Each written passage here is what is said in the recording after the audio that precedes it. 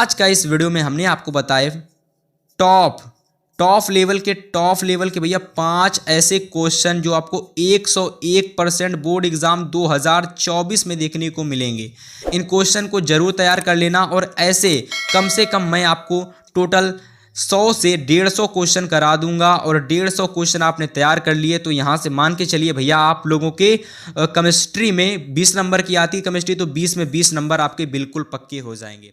तो बहुत सारे स्टूडेंट्स बहुत दिनों से कमेंट कर रहे थे कि सर क्लास 10th साइंस की इंपॉर्टेंट क्वेश्चन की वीडियो लाइए और हमको चैप्टर वाइज क्वेश्चन कराइए जो 2024 बोर्ड एग्जाम में 100% हिट करेंगे। तो फाइनली आज की इस वीडियो में हम आप लोगों के लिए लेकर के आ चुके हैं क्लास 10 साइंस की एक ऐसी वीडियो जिसमें मैं आपको बताने वाला हूं केमिस्ट्री के सबसे ज़्यादा पूछे जाने वाले प्रश्न, और इस प्रश्न को पढ़ करके बोर्ड एग्जाम में आप पूरा अपना 4 नंबर बिल्कुल पक्का कर सकते हो, ठीक है ना। यानी आपके बोर्ड एग्जाम में जितने क्वेश्चन मैं कराने वाला हूं ये 4 नंबर के आपके बोर्ड परीक्षा में पूछे जाते हैं, ठीक है। और लगभग हर साल ये क्वेश्चन रिपीट होते हैं, मतलब हर एक सेट में और हर एक साल श्योर होते हैं ये क्वेश्चन की आना ही आना है, ठीक है ना, फिक्स होते हैं क्वेश्चन। तो इस वीडियो को देखने के बाद आप लोगों के 4 नंबर बिल्कुल 101% फिक्स होने वाले हैं, ठीक है ना। तो चलिए वीडियो को लाइक कर दीजिए और अगर आप चैनल पर पहली बार आए हैं तो चैनल को भी सब्सक्राइब कर लीजिए, क्योंकि हमारा जो टारगेट है ना 2024 बोर्ड एग्जाम से रिलेटेड वो भैया 95+ है। यानी हम सोच रहे हैं कि हर एक स्टूडेंट्स के 95+ मार्क्स आएँ प्रत्येक सब्जेक्ट में, चाहे वो मैथ हो, हर एक सब्जेक्ट की मैं बात कर रहा हूँ, ठीक है। तो भैया इस वीडियो को अगर आप ज़्यादा से ज़्यादा लाइक करेंगे, कम से कम 2000 लाइक तक अगर आप वीडियो को पहुंचा देंगे तो मैं फिर आप लोगों के लिए लेकर के आऊँगा फिजिक्स के महत्वपूर्ण प्रश्न जो सबसे ज़्यादा महत्वपूर्ण है, ठीक है ना। तो चलिए सबसे पहले देख लेते हैं कौन कौन से वो क्वेश्चन है जो आपके बोर्ड एग्जाम में 101% फंसने वाले हैं। तो चलिए सबसे पहला जो आप लोगों का क्वेश्चन है वो ये है कि सजाती श्रेणी से आप क्या समझते हो। यानी भैया जो आपकी सजाती श्रेणी होती है इससे आप क्या समझते हैं। और देखिए ये जब क्वेश्चन आएगा ना तो बोर्ड एग्जाम में आपसे 2 नंबर में भी पूछा जा सकता है, ठीक है ना। कोई ज़रूरी नहीं कि ये 4 नंबर में ही आएगा, लेकिन जब प्रश्न आए कि सजाती श्रेणी से आप क्या समझते हो, है ना, और साथ में इसकी क्या पूछ दे, विशेषताएं पूछ दे, है ना, समझना अच्छे से। जब साथ में इसकी विशेषताएं पूछ दे, यानी भैया इसकी विशेषताएं पूछ दे तो ये क्वेश्चन आपका बन जाता है बोर्ड परीक्षा में 4 नंबर का, ठीक है ना। तो चलिए सबसे पहले हम लोग समझेंगे कि सजाती श्रेणी क्या होता है, ठीक है ना। तो देखिए कार्बन यौगिकों की ऐसी श्रेणी, यानी कार्बनिक यौगिक का मतलब होता है जिसमें कार्बन और हाइड्रोजन पाया जाता है, ठीक है ना। तो कार्बन यौगिकों की ऐसी श्रेणी जिसमें कार्बनिक यौगिकों को अणु भार के बढ़ते क्रम में रखा जाए। किसके बढ़ते हुए क्रम में, तो अणु भार के बढ़ते हुए क्रम में रखा जाए, तो जिसके प्रत्येक समूह में समान क्रियात्मक समूह या फिर कह लो समान प्रक्रियात्मक समूह उपस्थित हो, ठीक है ना, तथा जिसके 2 क्रमागत सदस्यों में CH2 का अंतर हो, सजाती श्रेणी कहलाती है। देखो इतना पढ़ा आपने, हो सकता हो इतना पढ़ने के बाद में आपको कुछ ना समझ में आया हो, तो मैं आपको समझाने का प्रयास कर रहा हूँ। देखिए मैंने आपसे कहा, यहाँ पर समझिए, मैंने आपसे कहा कि कार्बनिक यौगिकों की कोई एक कार्बनिक यौगिक की श्रेणी या फिर कह लो कार्बनिक यौगिक कोई है, जैसे कि CH2 हमारा हो गया या CH4 हमारा हो गया, ठीक। तो भैया इसमें क्या होता है कि CH4 है, हमने आपसे कहा था कि कार्बनिक यौगिकों की ऐसी श्रेणी जिसमें कार्बनिक यौगिकों को अणु भार के बढ़ते हुए क्रम में रखा जाए। मतलब यहाँ CH4 है और इस बार हमने क्या कर दिया, इस बार हमने इसमें 1 कार्बन बढ़ा दिया तो ये हो जाता है C2। जब यहाँ पर ये C2 होगा तो H जो हो जाएगा 2 और बढ़ जाएगा तो कितना हो जाएगा, H6 हो जाएगा। तो देखो क्या हो रहा है कि भैया जब हम लोग कार्बनिक यौगिकों को बढ़ते हुए क्रम में लेते चलते हैं तो यहाँ पर देखिए यहाँ पर कितने का अंतर आया, यहाँ पर अंतर आया CH2 का, ठीक है ना। फिर हम इसका अणु भार बढ़ाएंगे, यानी इसको क्रमागत तरीके से बढ़ाते जाएंगे तो इसमें CH2 का अंतर आता जाएगा। देखिए C3H8, देखिए यहाँ पर 1 कार्बन बढ़ा और यहाँ पर हाइड्रोजन 2 बढ़ा, तो मतलब निरंतर यहाँ पर आप बढ़ाते चले जाएंगे और CH2 का अंतर आता जाएगा। तो वही चीज़ मैंने यहाँ पर लिखी, कार्बनिक यौगिकों की ऐसी श्रेणी जिसमें कार्बनिक यौगिकों को अणु भार के बढ़ते हुए क्रम में रखा जाए तथा जिसके प्रत्येक समूह में समान क्रियात्मक समूह हो। देखिए इसमें क्रियात्मक समूह कोई अभी नहीं जुड़ा हुआ है, हाइड्रोजन हालांकि जुड़ा हुआ है बट अभी क्रियात्मक समूह कोई नहीं जुड़ा हुआ है। और अभी मैं आपको बताऊंगा कि क्रियात्मक समूह क्या होता है, समझ में आया। देखिए कह रहा है कि समान क्रियात्मक समूह उपस्थित हो तथा जिसके 2 क्रमागत सदस्यों में CH2 का अंतर हो, सजाती श्रेणी कहलाती। यानी देख लीजिए यहाँ पर CH2 का अंतर आया और यहाँ पर भी CH2 का अंतर आया, समझ में आ गया ना। तो इसे हम लोग कहते हैं सजाती श्रेणी। चलिए अब हम बात कर लेते हैं सजातीय श्रेणी की प्रमुख विशेषताएं की। सबसे पहली इसकी प्रमुख विशेषता यह है, इसको समझिए सबसे पहली प्रमुख विशेषता को, कि किसी सजातीय श्रेणी के सभी सदस्यों को एक समान सूत्र में प्रदर्शित किया जा सकता है। यानी एक समान सूत्र जो आपका फार्मूला होता है उसमें प्रदर्शित किया जा सकता है। अब जैसे कैसे समझेंगे इसको, थोड़े ध्यान से समझना। सबसे पहले देखिए जो सजातीय श्रेणी होती है, ठीक है ना, फॉर एग्जाम्पल के लिए इसका मैंने अल्केन का एक सूत्र ले लिया, अल्केन का एक सूत्र ले लिया जो कि होता है CnH2n+2। यहाँ पर अगर हम n की बात करें तो n हमारा यहाँ पर कार्बनिक परमाणुओं की संख्या है, यानी जितने कार्बन होंगे उतना n हम लोग लिखेंगे। मान लीजिए अगर कार्बन की संख्या 3 है तो n की जगह हम 3 लिख देंगे, ठीक है ना। और इसकी सहायता से आप जितने ज़्यादा कार्बन बढ़ाते जाएंगे उतनी ज़्यादा यहाँ पर आप लोग एल्केन के सूत्र में फार्मूला रखेंगे और वैसे वैसे आप लोगों को जो यौगिक है वो मिलता चला जाएगा, ठीक है ना। तो किसी सजातीय श्रेणी के सभी सदस्यों को एक समान सूत्र में प्रदर्शित किया जा सकता है, यानी जितने भी अगर हम कार्बन की संख्या 1 से लेकर 10 तक लिखते चले जाएंगे ना तो अलग अलग आप लोगों को यहाँ पर यौगिक प्राप्त होते चले जाएंगे, ठीक है ना। और यही सजातीय श्रेणी की सबसे पहली प्रमुख विशेषता है। तो चलिए इसकी अगली विशेषता हम लोग देख लेते हैं सजातीय श्रेणी की, जो कि है कि श्रेणी के किन्हीं दो क्रमागत सदस्यों के मध्य CH2 का निश्चित अंतर होता है, जो कि मैंने आप लोगों को शुरुआत में जब सजातीय श्रेणी बताया था तो उसमें ही बता रखा था मैंने कि श्रेणी के किन्हीं दो क्रमागत सदस्यों के मध्य में CH2 का निश्चित अंतर होता है, ठीक है ना। जैसे कि मेथेन को देख लो और एथेन को देख लो। ये मेथेन इसलिए होगा क्योंकि यहाँ पर कार्बन की संख्या 1 है, ये एथेन इसलिए होगा क्योंकि कार्बन की संख्या 2 है। बाकी इन दोनों के बीच में अंतर आप देखोगे तो भैया CH2 का अंतर है इन दोनों में। और इस तरीके से पूरा प्रश्न कंप्लीट हो जाता है, क्योंकि अगर आपके बोर्ड परीक्षा में सजातीय श्रेणी आएगी आप लिख देंगे, ठीक है ना, सिंपल सी बात, सजातीय श्रेणी लिख देंगे। अगर विशेषता पूछेगा तो मैंने आप लोगों को 2 विशेषता भी बताई हुई है, ठीक है, तो 2 विशेषता लिख दोगे और इस तरीके से 2 + 2 आपके 4 नंबर यहाँ से आपके मिल जाएंगे। समझ में आ गया ये वाला प्रश्न। और इंपॉर्टेंट सारे प्रश्न हैं, 100% फंसेंगे किसी ना किसी सेट में जरूर। इसके बाद देखिए दूसरा प्रश्न हमने लिया क्रियात्मक समूह। आपने अभी जस्ट पहले वाले क्वेश्चन में प्रक्रियात्मक समूह या क्रियात्मक समूह नामक एक वर्ड सुना होगा। तो भैया ये क्वेश्चन बहुत इंपॉर्टेंट है। क्रियात्मक समूह या फिर प्रक्रियात्मक समूह किसे कहते हैं? एल्कोहलिक, एल्डिहाइड, कीटोन, कार्बोक्सिलिक समूह के सूत्र लिखिए। तो सबसे पहले हम लोग जानेंगे भैया क्रियात्मक समूह क्या होता है, ठीक है। अगर मैं सिंपल भाषा में बात करूं तो क्रियात्मक समूह जैसे कि आप लोगों ने सुना होगा कभी कभी कि अल्कोहल, कार्बोक्सिलिक समूह, एसिटिक अम्ल, कीटोन, एल्डिहाइड, इन चीज़ों का नाम सुना होगा आप लोगों ने।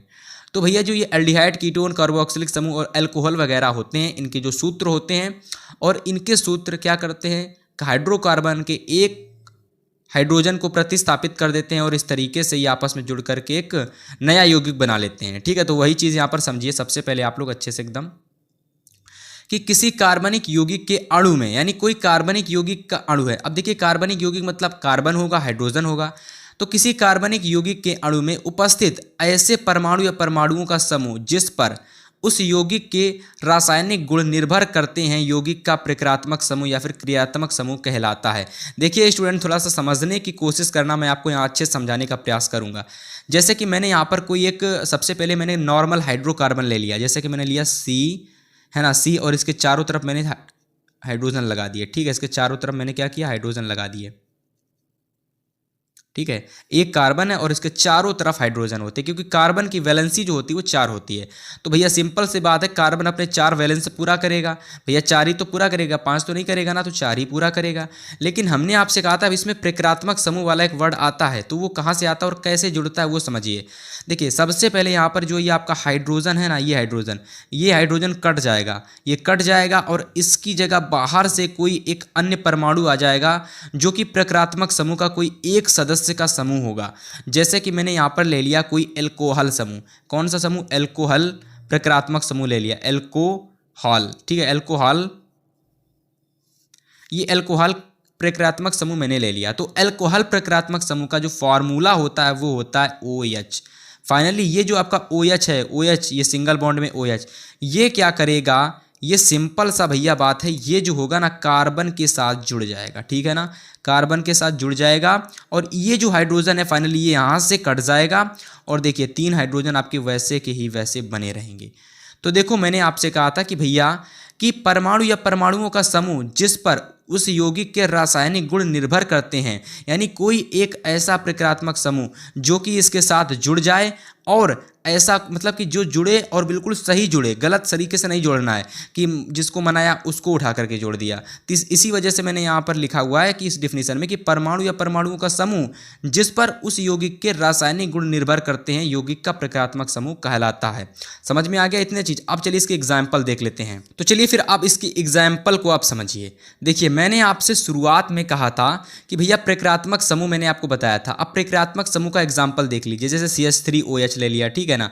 अब यहाँ पर इसका नाम क्या होगा, तो इसका जो नाम होगा वो होगा मेथिल अल्कोहल। क्या होगा, मेथिल अल्कोहल, क्योंकि यहाँ पर भैया आप लोगों का देख लीजिए सिंगल कार्बन है, और सिंगल कार्बन के लिए मेथ यूज होता है, क्योंकि यहाँ पर 3 कार्बन है तो मेथिल लगेगा, और OH के लिए अल्कोहल यूज करते हैं तो मेथिल अल्कोहल, एथिल अल्कोहल और प्रोपिल अल्कोहल हो जाएगा। फाइनली इस तरीके से हम लोगों ने प्रक्रियात्मक समूह के 3 एग्जाम्पल को समझा, डेफिनेशन को समझा, और क्वेश्चन में और कुछ दे रखा था। क्वेश्चन में हमसे एक चीज़ और पूछ रहा था कि एल्डिहाइड, कीटोन और कार्बोऑक्सिलिक समूह के सूत्र लिखिए और अल्कोहलिक समूह का भी सूत्र लिखिए। तो फाइनली सूत्र के बारे में जानिए आप लोग, सूत्र को देखिए। तो देखिए अल्कोहल का फार्मूला तो शुरुआत में ही बता रखा था कि भैया ये सिंगल बॉन्ड में OH होता है, तो इसको याद रखना। और एल्डिहाइड का जो फार्मूला होता है वो इस तरीके से होता है। देखिए ये कार्बन है, इस कार्बन के साथ ना एक हाइड्रोजन जुड़ा रहता है। सिंपल सी बात है, कार्बन की वैलेंसी 4 होती है। कितनी, 4 वैलेंसी होती कार्बन की। तो कार्बन की 4 वैलेंसी होती, ये कार्बन है और इस कार्बन के साथ एक हाइड्रोजन जुड़ा हुआ है। और इस फार्मूले को याद रख लेना, कहीं पर भी इन तरीके के फार्मूले दिखे ना तो आंख मीच लेना, और कार्बोऑक्सिलिक कीटोन एल्डिहाइड वालों को टिक लगा देना। जो जिसके सामने है वही इसका सही होगा। जैसे एल्डिहाइड के भैया ये देख लीजिए, कार्बन के साथ एक हाइड्रोजन है, और चूंकि ऑक्सीजन की डबल वैलेंसी होती है तो ये कार्बन के साथ डबल वैलेंस में जुड़ेगा। बाकी एक इसका आबंध खाली रहता है जो कि किसी अन्य कार्बन के साथ जुड़ने के लिए तैयार रहता है।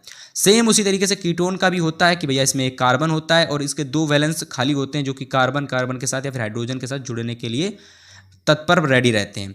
इसमें एक ऑक्सीजन डबल बॉन्ड में जुड़ा हुआ होता है। बाकी इसमें और इसमें डिफरेंस है, ये मत समझ लेना ये और ये एक ही है, थोड़ा सा डिफरेंस है इसमें। कार्बोऑक्सिलिक को देखो तो भैया इसमें भी थोड़ा सा डिफरेंस है। इसमें ऑक्सीजन तो जुड़ा हुआ है भैया आपका डबल बॉन्ड लगा करके, लेकिन इसमें OH जुड़ा हुआ है सिंगल बॉन्ड के साथ, ठीक है ना। और इसको आप एक मत समझ लेना, ये भैया बिल्कुल अलग है और ये बिल्कुल अलग है, ठीक है ना। तो ये 4 आपके फार्मूला थे जो कि क्वेश्चन में आपसे यहाँ पर देखिए पूछ रहे थे, ठीक है ना। मैंने पूरा क्वेश्चन दूसरा समझा दिया, और ये क्वेश्चन भैया 100% आएगा, 100%। कोई वो नहीं है कि भैया आएगा या नहीं आएगा, बिल्कुल आएगा। बता दिया तो बता दिया, ठीक है ना। चलिए अब हम बात कर लेते हैं क्वेश्चन नंबर 3 की।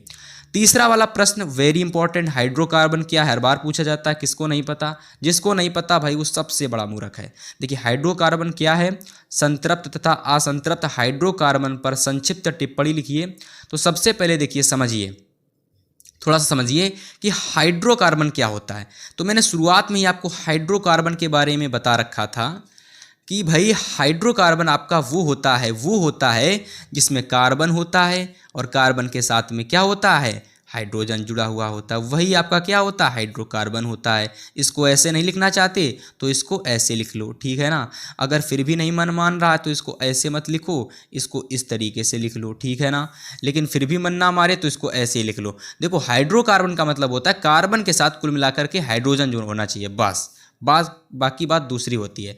केवल और केवल वे यौगिक जिनमें केवल और केवल हाइड्रोजन कार्बन व हाइड्रोजन उपस्थित होते हैं हाइड्रोकार्बन कहलाते हैं। यह 2 प्रकार के होते हैं, जल्दी जल्दी देखिए, संतृप्त हाइड्रोकार्बन और असंतृप्त हाइड्रोकार्बन। संतृप्त की अगर मैं बात करूं, संतृप्त हाइड्रोकार्बन की मैं बात करूं, किसकी, संतृप्त की, तो अगर मैं यहां पर संतृप्त हाइड्रोकार्बन की मैं बात करूं तो भैया इसकी सबसे बड़ी प्रमुख विशेषता यह होती है कि इसमें भैया कार्बन और कार्बन के बीच में सिंगल आबंध पाया जाता है, यानी सिंगल आबंध होता है। कैसा आबंध होता है, सिंगल आबंध होता है। और फिर इसमें एक और इम्पॉर्टेंट बात ये होती है कि इसका जो हमेशा फॉर्मूला होता है वो हमेशा भैया एल्केन रहता है, एल्केन रहता है। और एल्केन के लिए हमने आपको सूत्र बता रखा था, CnH2n+2 ये फार्मूला होता है। और अगर मैं यहाँ पर देखिए दूसरा वाला है आपका असंतृप्त हाइड्रोकार्बन, और अगर मैं इसके बाद असंतृप्त हाइड्रोकार्बन की बात करता हूँ, असंतृप्त हाइड्रोकार्बन कार्बन की अगर मैं बात करता हूँ असंतृप्त हाइड्रोकार्बन की, तो इसकी सबसे प्रमुख विशेषता होती है कि भैया ये दो प्रकार का होता है। ये दो प्रकार का होता है। सबसे पहला प्रकार इसमें होता है जिसमें कार्बन और कार्बन के बीच डबल बॉन्ड होता है, और दूसरा प्रकार इसका होता है कार्बन और कार्बन के बीच में ट्रिपल बॉन्ड होता है। तो अगर मैं कार्बन और कार्बन के बीच में डबल बॉन्ड की बात करूं तो इसका मतलब ये होता है फार्मूला एल्कीन में आ जाता है। ये एल्कीन में आ जाता है, ये एल्कीन ग्रुप में आ जाता है, और ये ट्रिपल बॉन्ड वाला एल्काइन ग्रुप में आ जाता है। किसमें? एल्काइन ग्रुप में। इतना समझ में आ गया आप लोगों को? देखिए ये चीज़ बेसिक थी, मैंने आपको समझा दी। क्वेश्चन रटना नहीं, समझना है, क्योंकि समझ लोगे तो सारे क्वेश्चन हो जाएंगे और बोर्ड एग्जाम में आसानी से कराओगे, 95+ आसानी से आ जाएगा। बस इन क्वेश्चन को अच्छे से तैयार कर लेना, ठीक है ना। सबसे पहले देखिए संतृप्त हाइड्रोकार्बन क्या होता है। तो ऐसे हाइड्रोकार्बन जिनमें कार्बन की चारों संयोजकताएं एकल आबंध संयोजित बंधों द्वारा पूर्ण रूप से संयुक्त होती हैं, यानी सिंपल सी बात, वही सिंगल बॉन्ड पाया जाता है, संतृप्त हाइड्रोकार्बन कहलाते हैं।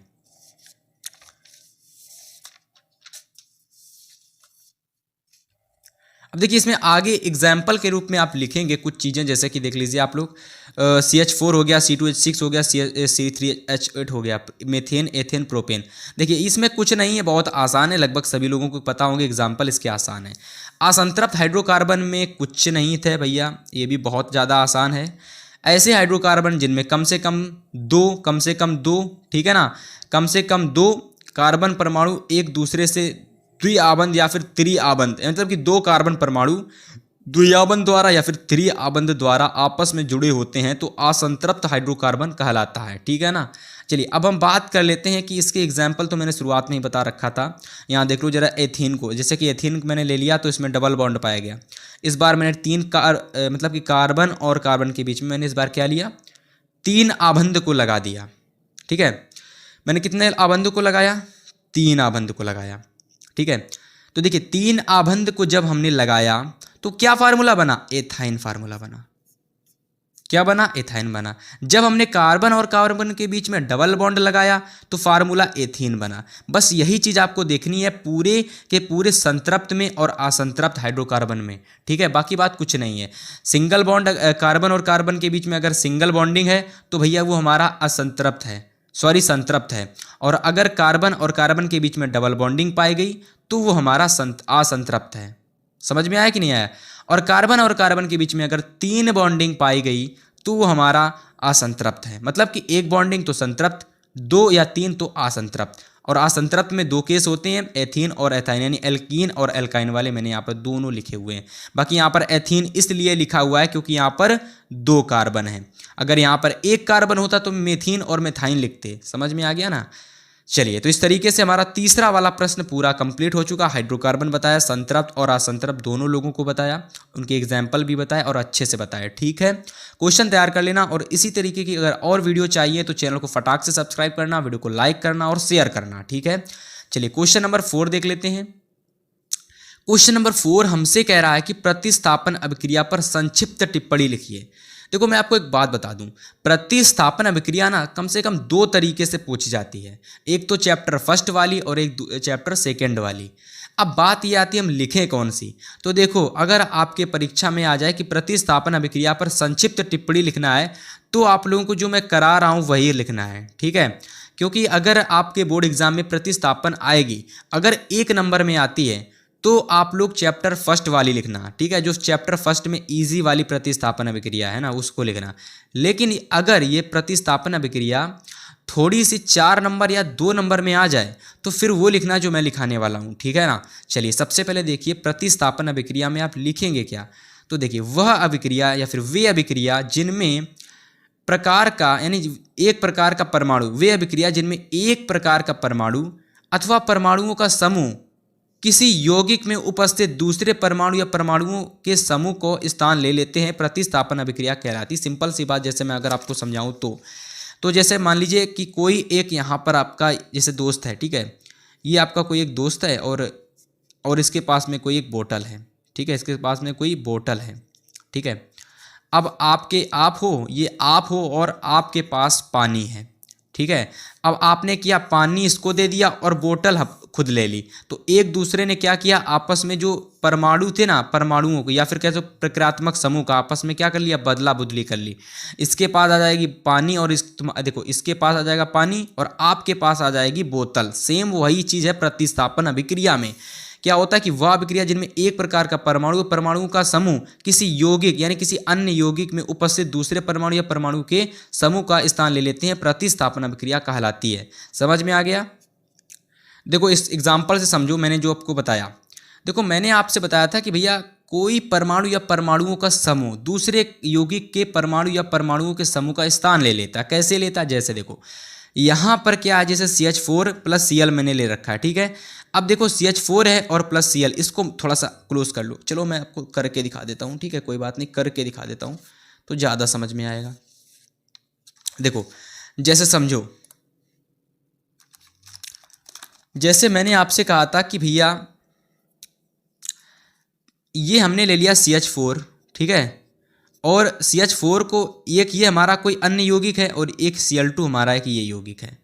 देखो स्टूडेंट्स, अगर हम CH4 को तोड़ें तो भैया ये 4 कार्बन है और इसके पास 2 Cl हैं, ठीक है। एक Cl क्या करेगा, इस हाइड्रोजन में से, देखो इसके कार्बन के पास 4 हाइड्रोजन हैं और इस Cl2 के पास 2 Cl2 हैं, तो एक देखो जब यहाँ से एक हाइड्रोजन जाएगा तो 3 बचेगा कि नहीं बचेगा?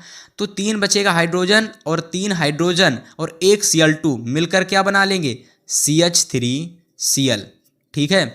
और बचा यहाँ पर एक क्लोरीन यानी एक Cl और इधर से बचा एक Cl, तो क्या बना लेगा, HCl, ठीक है। तो मैंने वही चीज़ आपको समझाने की कोशिश की है कि एक यौगिक और एक यौगिक यानी एक दूसरे अलग अलग यौगिक हैं और एक दूसरे से आपस में क्या कर देते हैं, प्रतिस्थापित हो जाते हैं और नई चीज़ बना लेते हैं। वही चीज़ मैंने यहाँ पर लिखी हुई है, ठीक है, देख लीजिए।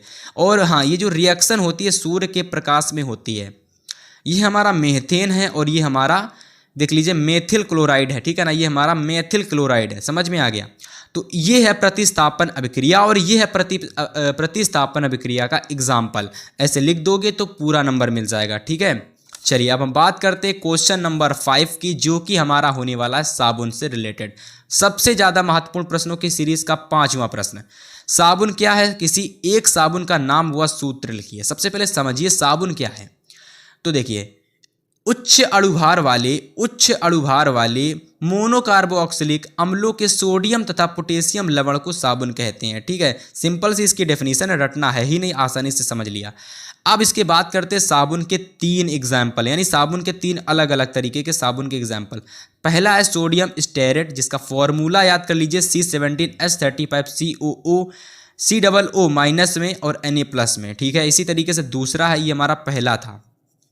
इसी तरीके से दूसरा हमारा है सोडियम ऑलिटेट। क्या होता है? सोडियम ऑलिटेट। तो देखिए इसका फॉर्मूला होता है C17H33COO माइनस और Na+ का, ठीक है। और इसके बाद देखिए तीसरा हमारा दे रखा है सोडियम पॉमिटेट। और देखिए सोडियम पॉमिटेट का जो फार्मूला होता है C15H31 यानी C15H31COO माइनस का और Na+ का, ठीक है। तो इस तरीके से फाइनली ये हमारा 5वां वाला भी क्वेश्चन उम्मीद करते सभी लोगों को समझ में आ गया होगा। और फाइनली इस तरीके से आज का इस वीडियो में हमने आपको बताए टॉप लेवल के भैया 5 ऐसे क्वेश्चन जो आपको 101% बोर्ड एग्जाम 2024 में देखने को मिलेंगे। इन क्वेश्चन को जरूर तैयार कर लेना और ऐसे कम से कम मैं आपको टोटल 100 से 150 क्वेश्चन करा दूंगा। और 150 क्वेश्चन आपने तैयार कर लिए तो यहाँ से मान के चलिए भैया आप लोगों के केमिस्ट्री में 20 नंबर की आती है केमिस्ट्री, तो 20 में 20 नंबर आपके बिल्कुल पक्के हो जाएंगे। और इन 150 क्वेश्चन में आपके कम से कम 50 से 60 MCQ होंगे और 100 होंगे आपके वर्णनात्मक क्वेश्चन, ठीक है ना। 50 से 60 MCQ होंगे और लगभग 100 क्वेश्चन जो होंगे वो आपके क्या होंगे, 50 से 60 आपके होंगे ऑब्जेक्टिव, ठीक है, ऑब्जेक्टिव होंगे। और 100 क्वेश्चन आपके कैसे होंगे, ये होंगे आपके सब्जेक्टिव, ठीक है। तो फाइनली इस तरीके से 150 के अंदर पूरी केमिस्ट्री आपकी फिनिश हो जाएगी। तो चैनल के साथ जुड़ जाइए और तैयारी अच्छे से स्टार्ट कर दीजिए, ठीक है। तो आज की इस वीडियो को इतना ही रखते हैं और हम आपसे मिलेंगे नेक्स्ट वीडियो में। तब तक के लिए good bye and good luck.